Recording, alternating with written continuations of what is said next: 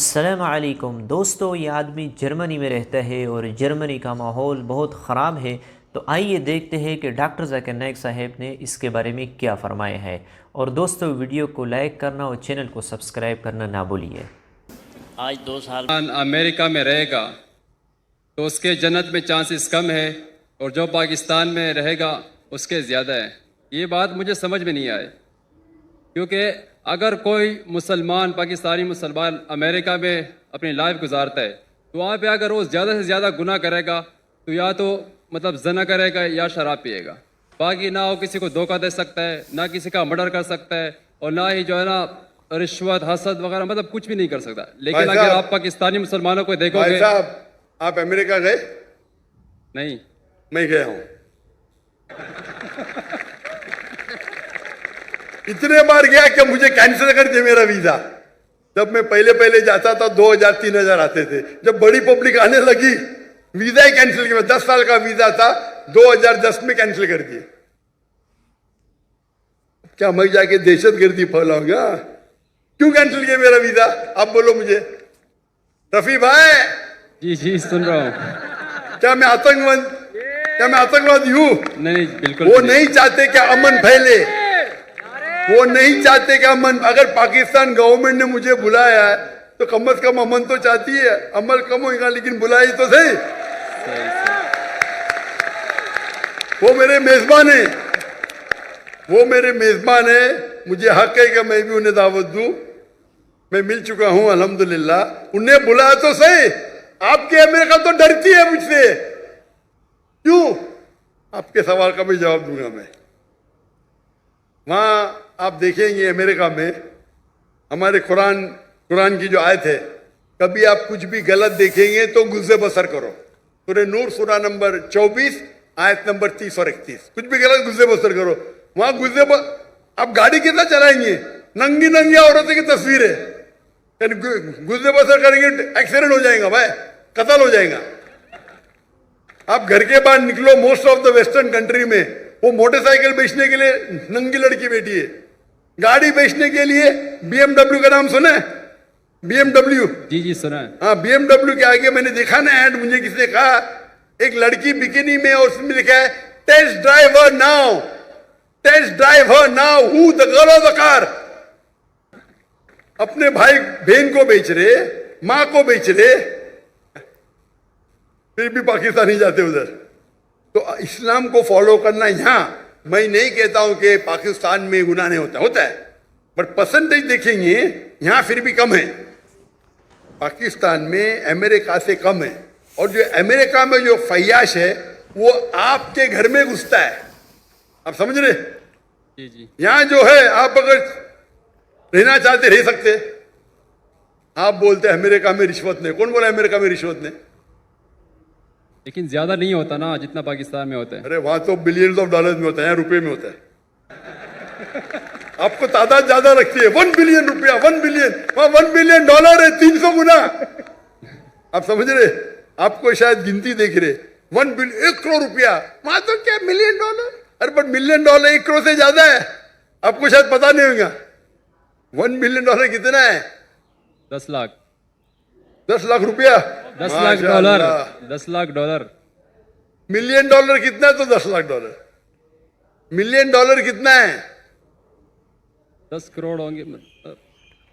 पता ही नहीं, गिनती मुश्किल है। वही तो बोलता हूं मैं आपको। 10 मिलियन डॉलर साल, पता नहीं पाकिस्तानी कितने बनते होंगे। 10 बिलियन, 10 मिलियन डॉलर पाकिस्तानी कितने रुपये हुए? कैलकुलेटर अभी मेरे साथ नहीं है ना। हाँ वही तो है ना।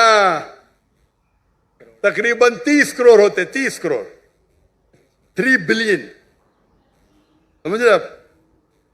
तो वो आपको नंबर ज्यादा लगता है। वहां डॉलर में होता है, यहाँ आप मुझे बोलो। लेकिन सर वहां पे सुनिए मेरी बात। ये जो फलस्तीन में इजराइल को इतना पैसा दिया जाता है, बिलियन डॉलर, 7 बिलियन डॉलर मुसलमान का कत्ल करने के लिए, अंडर द टेबल होगा क्या नहीं? उसके अंदर होगा क्या नहीं? होगा। पूरे लोग का पैसा अगर वो 6 बिलियन डॉलर डालते, खुद तो अपने इसमें कुछ डालते होंगे ना। बड़ा करप्शन, छोटा करप्शन नहीं। आप समझ रहे?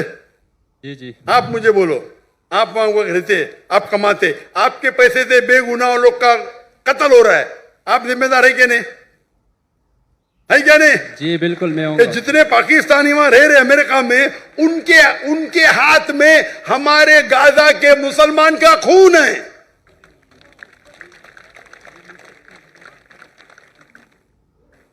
ठीक है, इल्तिजा करते होंगे, लेकिन ये तो सालों से होते जा रहा है। कौन रहने के लिए? अल्लाह फरमाते कुरान मजीद में हिजरत करो। तो इसीलिए मैं कहता हूं कि यहां रहेंगे तो यहां भी बुराई है, दुनिया में हर कोने में बुराई है, लेकिन बुराई के लेवल होते हैं। तो इसीलिए मैं कहता हूं यहां 1000 गुना बेहतर है। वहां जन्नत के चांसेस है बहुत कम है, यहां ज्यादा है। आप समझ रहे? तो इसीलिए आपकी भी ख्वाहिश है अमेरिका जाने की ना? अब तो पाकिस्तानी बड़े क्रिश्चियन पाकिस्तानी है ना, टिकट मिलेंगी तो जाएंगे क्या नहीं? जरूर जाऊंगा। यही तो प्रॉब्लम है। अगर मैं जहन्नम की टिकट दूंगा जाएंगे आप? बिल्कुल भी नहीं। तो अमेरिका जहन्नम की टिकट है, लेकिन पाकिस्तानी उसको जन्नत समझते हैं। हाँ वो गलत पाकिस्तानी। आप भी पाकिस्तानी है ना? जी मैं पाकिस्तानी हूँ। हाँ तो आप वही गलत पाकिस्तानियों में से है। आप तो सुधर जाओ मेरे भाई रफी, आप तो सुधर जाओ। जैसा मैंने कहा, हजारों की तादाद में, 10s of thousands, हो सकता है लाख, वो पाकिस्तानी जो हिजरत करने वाले थे टू द वेस्टर्न कंट्री, मेरे तकरीर सुनने के बाद, मेरे गुफ्तगू सुनने के बाद, उनने अपना इरादा बदल दिया। आप भी बदल दीजिए। टिकट मिली फिर भी मत जाना, शायद आपको फायदा होगा। भाई रफी, आप मानते कि खुदा एक है? जी मानता हूँ। आप मानते कि ईसा अलैहिस्सलाम खुदा है? डॉक्टर साहब मैं मुसलमान हूँ। आप मुसलमान हैं? माजर करता हूँ आपसे, मैंने झूठ बोला क्योंकि मुझे अभी जल्दी घर जाना था, तो सबसे पीछे लाइन में खड़ा था। मैंने बोला कि यार मुझे मौका ही नहीं मिलेगा, तब सवाल हो गया। तो अगर आप मुसलमान हैं तो आपने बहुत बड़ा गुनाह किया। अगर सवाल पूछने के लिए आपने कहा कि मैं ईसाई हूँ, ये बहुत बड़ा गुनाह है। मैं तौबा करता हूँ अल्लाह से। अल्लाह मुझे कलमा पढ़ेंगे? जी कलमा पढ़ो आप इसे। ला इलाहा इल्लल्लाह मुहम्मद रसूलुल्लाह। क्योंकि सवाल पूछना फर्ज नहीं है। आप लाइन तोड़ने के लिए झूठ बोले, लेकिन ख्वाहिश थी आपसे सवाल तो करना। ये भी हो सकता है ना, क्या जन्नत में जाने के लिए भी आप झूठ बोल के जन्नत में पहला जाएंगे? बराबर ये नहीं, मैं पीछे जन्नत में भी लाइन बड़ी रहेंगी, बहुत लंबी रहेंगी। आप बोले मुझे पहले जाने का, तो आगे कर देंगे आपको। मैं कराची यूनिवर्सिटी में पढ़ता हूँ ना, वो गेट बंद हो जाता है 1 बजे के बाद, तो इसलिए। अरे गेट बंद होगा तो सुबह में जाना, क्या प्रॉब्लम है? यहाँ तकरीर चलते रहेंगी माशाल्लाह, आपको फायदा होगा ना? जी जी। हाँ क्या नहीं? तो गेट बंद होने की वजह से आप ये कह रहे कि मैं मुसलमान नहीं हूं, ये तो बहुत बड़ा गुनाह है। इंशाअल्लाह ताला आपको माफ करे और उम्मीद है कि अल्लाह ताला आपको हिदायत दे। जी सत श्री अकाल, अस्सलाम वालेकुम। मेरा डॉक्टर साहब से एक छोटा सा सवाल है कि जन्नत में जाने के लिए मुसलमान होना ज़रूरी है या मुसलमान ही जन्नत में जा सकते हैं? भाई साहब का सवाल है कि जन्नत में जाने के लिए मुसलमान होना ज़रूरी है? सिर्फ मुसलमान जन्नत में जाएंगे? सिर्फ अपने आप को मुसलमान बोलना जन्नत में जाने के लिए काफ़ी नहीं है। जिस तरीके से मैंने मेरे तकरीर में कहा, जन्नत में जाने के लिए 4 चीज़ की ज़रूरत है। सूरह अल असर, सूरह नंबर 103, आयत नंबर 1, 2, 3, अल्लाह ताला फरमाते वल अस्र इन्नल इंसान लफी खुस्र। अल्लाह ताला वक्त की कसम खाते और कहते हैं कि इंसान खसारे में है। सिर्फ वो लोग बच जाएंगे जो लोग के पास ये 4 चीज़ें। नंबर 1 ईमान। तो सिर्फ मुसलमान बोलना ज़रूरी नहीं है और मुसलमान बोलना काफ़ी नहीं है। आपके पास नंबर 1 होना चाहिए ईमान।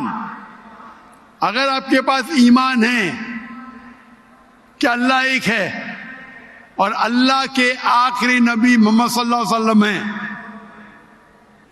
और बाकी चीज पे ईमान है, ये एक पॉइंट पूरा होता है। नंबर 2 अच्छे अमाल, अमल सालिहात। नंबर 3 वतवासौ बिल हक, लोगों को हक की तरफ बुलाना, और नंबर 4 वतवासौ बिस्सब्र, लोगों को सब्र की तरफ बुलाना। तो इस आयत से हमें पता लगता है कि जो आदमी, जो इंसान अल्लाह के अलावा दूसरे और की इबादत करता है वो गलत है, वो जन्नत में कभी भी नहीं जाएंगे। और ये सारे किताबों में लिखा है, सारी मजहबी किताबों में, चाहे बाइबल हो, ओल्ड टेस्टामेंट हो, न्यू टेस्टामेंट हो, धम्मा पढ़ हो, बुद्धिस्ट की किताब हो, वेद हो, सारे में लिखेला है। अगर आप पढ़ेंगे गुरु ग्रंथ साहिब आप पढ़ेंगे, उसके अंदर सबसे पहला वॉल्यूम, सबसे पहला जिल्द, सबसे पहला चैप्टर, सबसे पहला वर्स को कहते हैं जापू जी, उसे कहते हैं जापू जी। उसमें लिखा है कि खुदा एक है, ना उस खुदा की शुरुआत है ना अंत है। वो खालिक है, वो मालिक है, और उसके जैसा कोई ही नहीं है। अगर आप देखेंगे ये मिलता जुलता है सूरह इखलास के साथ। आप अगर सिख की किताब पढ़ेंगे उसमें लिखा है 2 किस्म, ओमकारा, एक ओमकारा,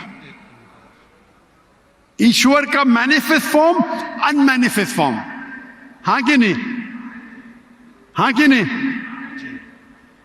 तो अगर आप पढ़ेंगे और देखेंगे कि खुदा के कई नाम हैं, राइट, कहा जाता है सत्तनामा, होली नेम, परवरदिगार जी, परवरदिगार भी एक नाम है आपकी किताब में। हाँ कि नहीं? परवरदिगार, जी जी, सत्तनामा, खालिक, मिलता जुलता है, राइट, वाहे गुरु। आए गुरु। लेकिन अगर आप अमल करेंगे, अगर आप शिर्क नहीं करेंगे, अल्लाह के अलावा किसी और की इबादत नहीं करेंगे, अगर आपके किताब में अक्सर ये बात होता है कि जो अपनी मजहबी किताब में लिखा है अक्सर लोग उस पर अमल नहीं करते, और ये बात मुसलमानों में भी है। मुसलमानों की किताब में लिखा है शिर्क मत करो, फिर भी हम देखेंगे कुछ मुसलमान शिर्क करते हैं। तो अगर कुरान में लिखा है शिर्क मत करो और आप शिर्क करेंगे और कहेंगे मैं मुसलमान हूं, तो जन्नत में नहीं जाएंगे। आप समझ रहे भाई साहब? तो इसी तरीके से आप अगर शिर्क नहीं कहेंगे, अल्लाह के अलावा किसी और की इबादत नहीं करेंगे, और आखिरी पैगंबर रसूलुल्लाह सल्लल्लाहु अलैहि वसल्लम, मोहम्मद सल्लल्लाहु अलैहि वसल्लम में मानेंगे, अच्छे अमाल करेंगे, और लोग को हक की तरफ बुलाएंगे और लोग को सब्र की तरफ बुलाएंगे, तो आप भी जन्नत जाएंगे। Right, hope that answers the question my साहब। Thank you, thank you. तो दोस्तों, आप लोगों ने डॉक्टर ज़ाकिर नाइक साहब की बात भी सुन ली, और उस आदमी ने जो सवाल किया, जो जर्मनी में रहता था, और जो पंडित ने उसे जवाब दे दिया, इसके बारे में जो डॉक्टर ज़ाकिर नाइक साहब ने जवाब दे दिया है कि देखो, अगर आप ऐसे मुल्क में रहते हो जहाँ पे आप इस्लाम के ऊपर अमल कर सकते हो, इस्लाम को फॉलो कर सकते हो, आसानी के साथ आपके लिए अमल करना मुमकिन हो, तो ये आपके लिए बहुत बेहतर है, आपके लिए वहाँ पे रहना बहुत अच्छा है, आप इस्लाम के मुताबिक ज़िंदगी गुजारेंगे। बहुत अच्छे जवाबात डॉक्टर ज़ाकिर नाइक साहब ने उस आदमी को दे दिए। उम्मीद करता हूँ आप लोगों को ये वीडियो पसंद आ चुका होगा। मिलते हैं इंशाअल्लाह नेक्स्ट वीडियो में, तब तक के लिए इजाज़त चाहता हूँ। अस्सलामु अलैकुम।